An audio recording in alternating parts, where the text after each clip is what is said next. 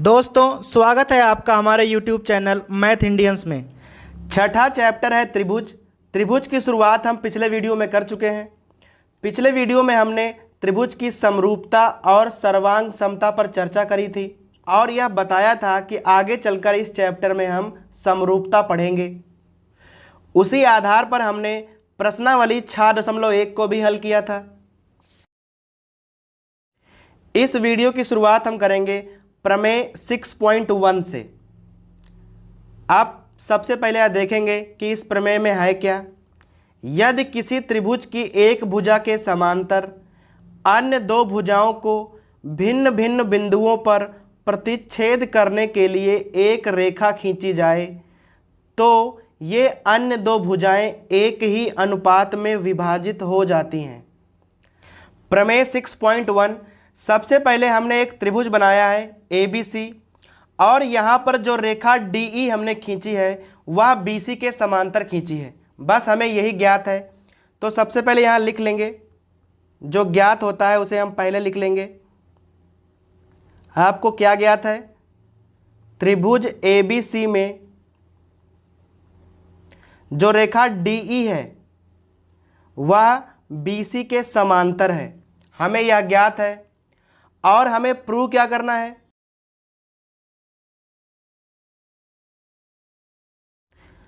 हमें यह सिद्ध करना है कि यह रेखा AB और AC रेखाओं को एक ही अनुपात में विभाजित कर देगी, अर्थात AD अपॉन BD। इसी प्रकार इधर AE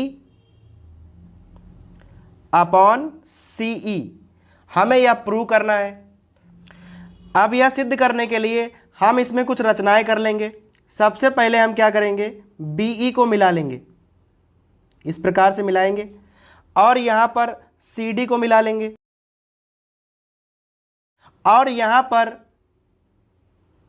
एक लंब डालेंगे D से रेखा AC पर और नाम डालेंगे DM।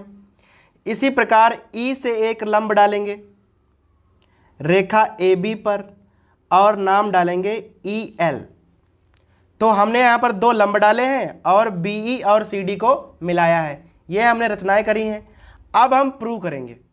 यह प्रूव करने के लिए हम क्या करेंगे? हम यहाँ कुछ त्रिभुजों के नाम लिखेंगे और उसके क्षेत्रफल निकालेंगे। जैसे सबसे पहले हम त्रिभुज ADE का निकालेंगे क्षेत्रफल। देखते हैं कैसे। एरिया त्रिभुज ADE। अब ADE में दो लंब खींचे गए हैं, एक तो EL है और एक तो DM है, अर्थात इस त्रिभुज का क्षेत्रफल हम दो प्रकार से निकाल सकते हैं। देखो कैसे। 1/2। अगर आप DM को लंब लोगे तो AE आधार हो जाएगा। सो यहाँ AE और गुणे DM, आधार गुणे लंब, और 1/2। यदि आप EL को लंब मान रहे हो तो आधार AD हो जाएगा। तो यहाँ AD और गुणे EL। तो ये तो हो गया त्रिभुज ADE का क्षेत्रफल।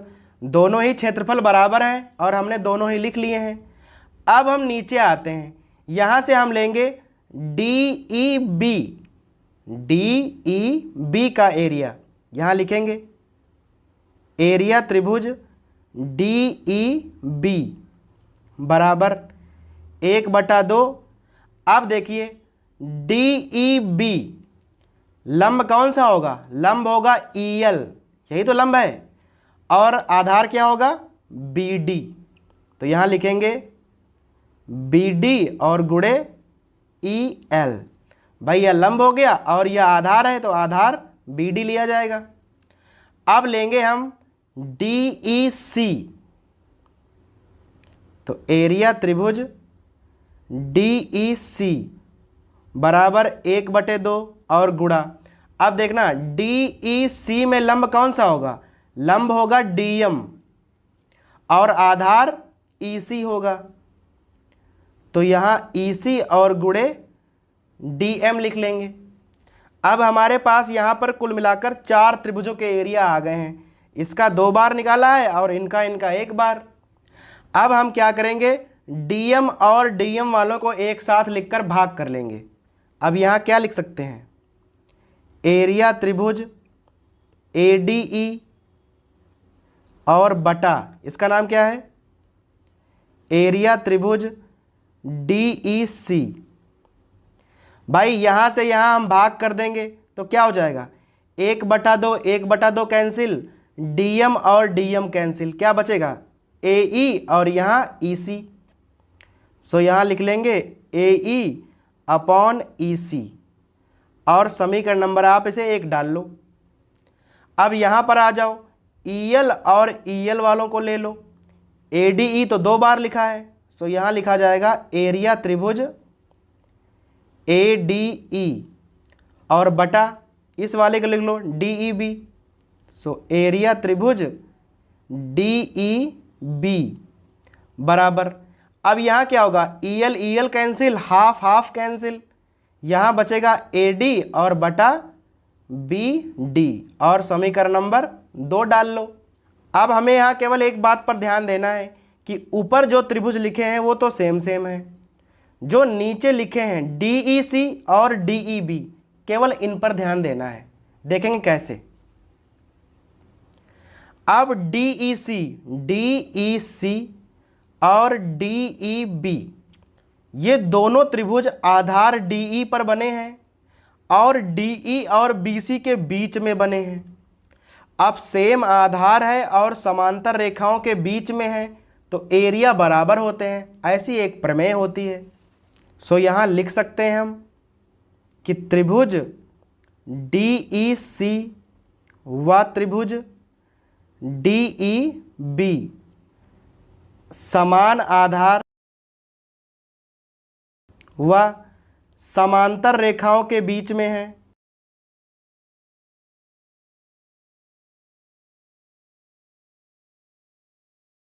अतः क्या हो जाएगा, अतः दोनों के एरिया बराबर होने चाहिए। तो एरिया त्रिभुज DEC इक्वल टू एरिया त्रिभुज DEB। अब ध्यान देना, इन दोनों के एरिया बराबर हो गए, ऊपर तो बराबर बराबर चीज़ें ही लिखी हुई हैं, अतः यह पूरा पूरा बराबर हो जाएगा। और अगर यह पूरा पूरा बराबर हो जाएगा तो यह चीज़ और यह चीज़ बराबर होगी। यहाँ लिख लो AE/EC और बराबर AD/BD, और हमें यही सिद्ध करना था। अब हम यहाँ पर चाहें तो थोड़ा और तिकड़म कर सकते हैं, जैसे कि AE और यहाँ पर जो EC लिखा है यहाँ EC प्लस AE कर दें बराबर यहाँ AD/BD और प्लस AD कर दें। अब AE तो AE रहेगा और यहाँ EC प्लस AE क्या हो जाएगा, AC हो जाएगा, और यहाँ AD को AD रखिए और यहाँ BD प्लस AD AB हो जाएगा। तो एक हमें यह भी अनुपात प्राप्त हो जाएगा। इन दोनों अनुपातों का प्रयोग हम आगे आने वाले सवालों में करने वाले हैं। अब शुरुआत करेंगे हम प्रश्नावली 6.2 की। कह रहा है आकृति फर्स्ट और सेकंड, इन दोनों आकृतियों में हमें EC और AD ज्ञात करना है। और हमें पता क्या है, हमें पता है कि DE और BC समांतर हैं, अर्थात हमें वही वाली प्रमेय यहाँ प्रयोग करनी पड़ेगी। अब हम पहला वाला देखेंगे। यहाँ क्या है कि DE और BC समांतर है, यह दिया हुआ है। अब अगर DE और BC समांतर हैं तो हम भुजाओं में अनुपात ले सकते हैं। कैसे, यहाँ अगर AD लेंगे तो यहाँ BD ले सकते हैं, यहाँ अगर AE लेंगे तो यहाँ हम EC ले सकते हैं। सो हो जाएगा AE/EC। अब जिनके जिनके मान पता है रख दीजिए। 1.5/3 इक्वल टू यहाँ हो जाएगा 1/, और EC हमें पता नहीं है, यहाँ पे काट दीजिए, 1.5 दूना 3। सो EC का मान क्या हो जाएगा, आ जाएगा 2 सेंटीमीटर। अब दूसरे वाले खंड पर आते हैं। कंडीशन वही गिवन है कि भाई जो DE है वह BC के समांतर है, तो यहाँ पर भी हम वैसे ही ले सकते हैं कि भाई AD अपॉन BD और यहाँ हो जाएगा AE अपॉन EC। अब यहाँ हमें AD पता नहीं है, तो जो आपको पता नहीं उसको आप वैसे लिख दें और बाकी सबके मान लिख दें। यहाँ लिखा है 1.8 और यहाँ है 5.4। यहाँ पे आप काट लें, 3 बार पढ़ा जाएगा। सो AD बराबर क्या हो जाएगा 7.2 अपॉन 3। यहाँ पे अगर काटोगे तो 2.4 आएगा, अर्थात AD का मान कितना हो गया 2.4 सेंटीमीटर। अभी आते हैं प्रश्न नंबर 2 पर। कह रहा है किसी त्रिभुज PQR की भुजाओं PQ और PR पर 2 बिंदु हैं E और F, और हमें यह देखना है कि क्या EF और QR समांतर हैं या नहीं है।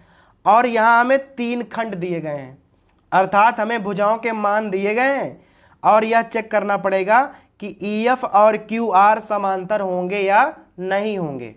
जैसे देखिए यह पहला खंड है, अगर EF और QR को समांतर करना है तो यहाँ भुजाओं में अनुपात जो है वो समान होने चाहिए। जैसे आप यहाँ अनुपात लिख लें, PE अपॉन EQ, और यहाँ क्या हो जाएगा PF अपॉन FR। अगर यह अनुपात बराबर आ जाएगा तो दोनों भुजाएं समांतर हो जाएंगी। तो रख कर देख लेते हैं, PE कितना है 3.9 है और EQ कितना है 3 है। PF है 3.6 और यह है 2.4। जरा यहाँ काट लीजिए, तो यहाँ काटने में कितना आएगा 1.3 और यहाँ 3/2। सो यहाँ लिखेंगे 1.3, अगर यहाँ काटोगे तो 1.5 आएगा। अब 1.3 और 1.5 बराबर तो होंगे नहीं, तो क्या होगा यहाँ पर EF और QR समांतर नहीं होगी, ऐसा आप लिख देना। अब यह दूसरा खंड है, यहाँ पर भी हमें वही चेक करना पड़ेगा, तो हम कुछ वैसे ही अनुपात लेंगे PE अपॉन EQ। चूँकि हमें वही भुजाएं गिवन हैं जो हमें ऊपर वाले खंड में गिवन थी, और यहाँ हो जाएगा PF और अपॉन FR। बस केवल मान रखने हैं। जैसे PE का मान 4 है और इसका मान है 4.5, PF 8 है और FR जो है वो 9 है। यहाँ आप दशमलव हटा लें और 5 से काटें, 5 अट्ठे और 5 नाम। अब ये क्या आ गया 8/9 और बराबर 8/9। अब दोनों बराबर आ गए। अगर बराबर आ गए हैं तो यहाँ आप लिख सकते हैं कि EF और QR समांतर होंगी। इसी प्रकार इसका तीसरा खंड है। अब यहाँ हमें भुजाएं कुछ अलग प्रकार की गिवन हैं। जैसे हमें PE मालूम है और PQ मालूम है, तो अनुपात हम बदल लेंगे। इस बार हम अनुपात क्या लिखेंगे PE और बटे PQ, ऐसा हम लिख सकते हैं, हमने प्रमेय में सिद्ध किया था। यहाँ अगर लिखेंगे PF तो यहाँ PR। अब यहाँ मान रख लो। अब भाई PE कितना है, PE हो गया हमारा 0.18 और यहाँ 1.28 और यहाँ कितना है 0.36 और यहाँ 2.56। अब भाई काट के देख लो, 18 दूनी 36 होंगे और यहाँ पर भी ऐसे ही कटेगा। सो आ जाएगा 1 बराबर 1। और अगर दोनों पक्ष बराबर आ गए हैं तो फिर जो EF होगी उसको QR से समांतर होने से भाई कोई नहीं रोक पाएगा। अब हम देखेंगे प्रश्न नंबर 3। कह रहा है आकृति 6.18, यह वाली आकृति है। यहाँ कह रहा है LM और CB समांतर हैं, LM और CB, और LN और CD समांतर हैं। तो हमें यह प्रूव करना पड़ेगा। सबसे पहले इसका हम फिगर बना लेंगे। या लो बन गया फिगर। अब सबसे पहले हम देखेंगे कि हमें दिया क्या क्या है, तो यहाँ लिख लेते हैं हम। अब हमें यहाँ पर 2 बातें पता हैं कि यह वाली भुजा के समांतर है। नाम नोट कर लो। एक LM है समांतर BC, दूसरी या वाली भुजा और या वाली भुजा समांतर गिवन है, तो यहाँ हो जाएगा LN और समांतर CD। और हमें प्रूव क्या करना है,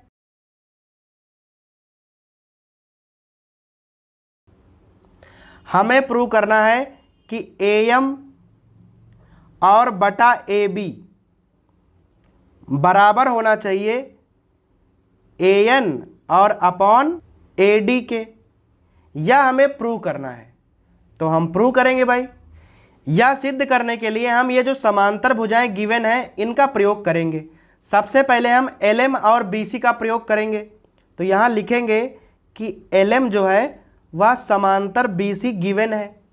अब यह LM और BC अगर समांतर गिवन है तो इन त्रिभुजों की जो भुजाएं होंगी वो आनुपातिक होंगी। अब यहाँ त्रिभुज तो कई सारे हैं, तो क्या करेंगे, हम त्रिभुजों के ना नाम लिख लेंगे। यहाँ त्रिभुज ALM और ACB की बातें हो रही हैं, तो त्रिभुज ALM व त्रिभुज ACB में हमें क्या करना है, भुजाओं में अनुपात जो है वो बराबर होंगे, क्योंकि भुजा समांतर है। तो अनुपात लिख लो। यहाँ लिखेंगे AM, अब यहाँ AM लिया है तो यहाँ हम AB लेंगे, बराबर यहाँ हम लेंगे AL, तो बाकी क्या लेंगे AC। तो अगर यहाँ हमने लिया AL तो यहाँ हम लेंगे AC, और इसे हम इक्वेशन नंबर फर्स्ट डाल देंगे। अब हमारे पास एक दूसरी कंडीशन है कि LN और CD भी समांतर हैं, इसका प्रयोग करेंगे। LN समांतर CD।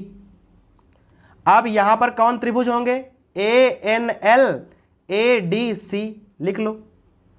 त्रिभुज ANL व त्रिभुज ADC में अब यहाँ पर अनुपात ले लो, या AL लेना है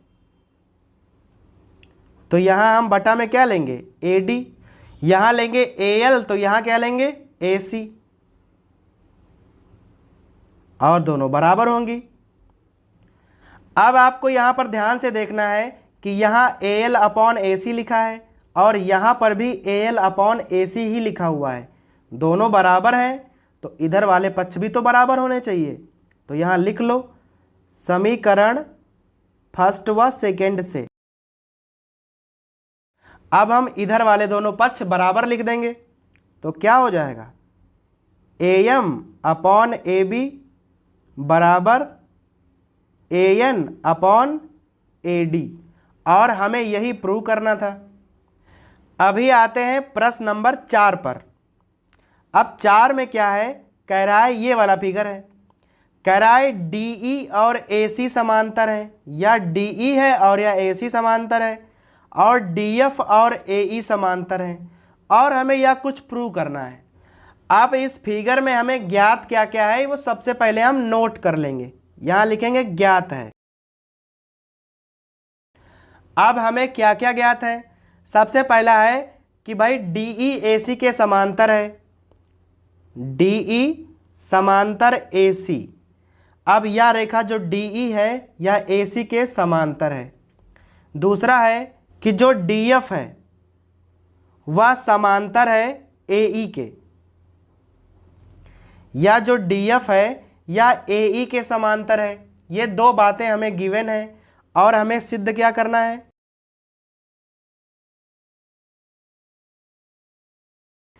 हमें सिद्ध करना है कि BF अपॉन FE बराबर होना चाहिए BE अपॉन EC।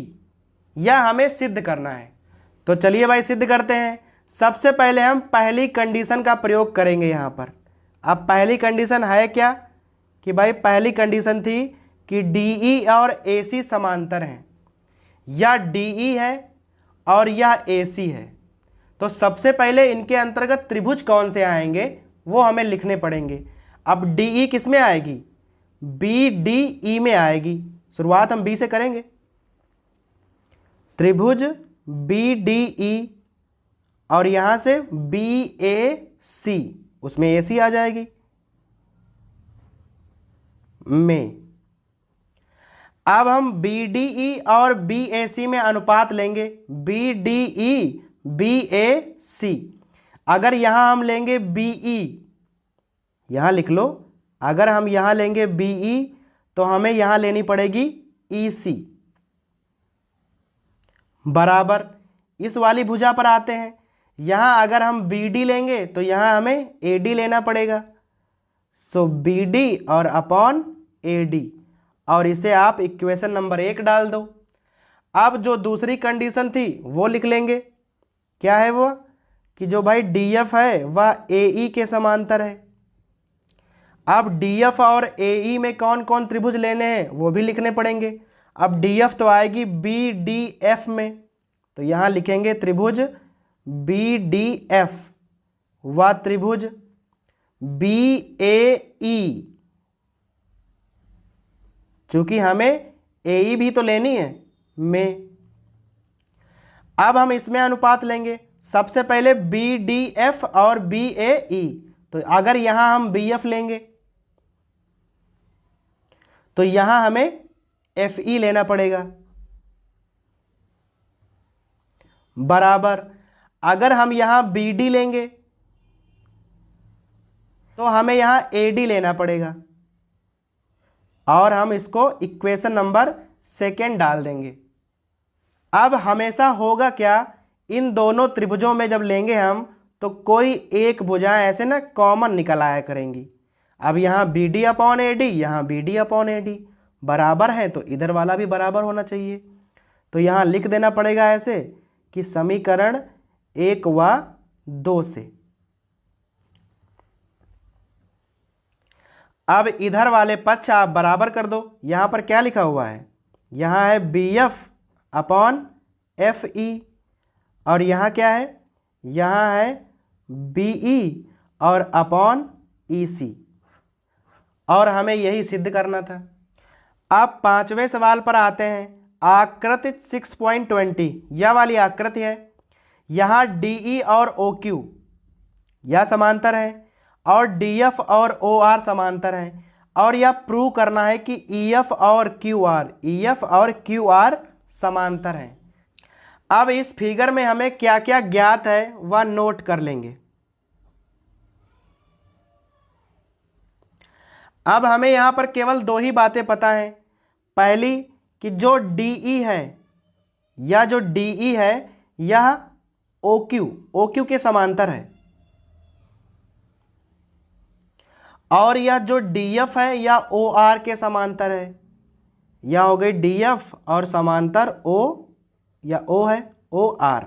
अब हमें यह गिवन है, और हमें प्रूव क्या करना है,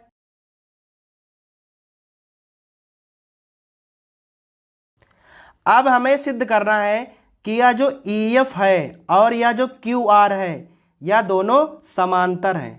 तो यहां लिखो ई एफ समांतर क्यू आर, यह हमें प्रूव करना है। देखिए कैसे प्रूव करते हैं। सबसे पहले हम पहली कंडीशन का प्रयोग करेंगे। अब पहली कंडीशन क्या है कि भाई जो डी ई है वह समांतर किसके है, वह समांतर है ओ क्यू के, डी ई और ओ क्यू। अब इसमें त्रिभुज कौन कौन से इन्वॉल्व हैं उनको लिखेंगे।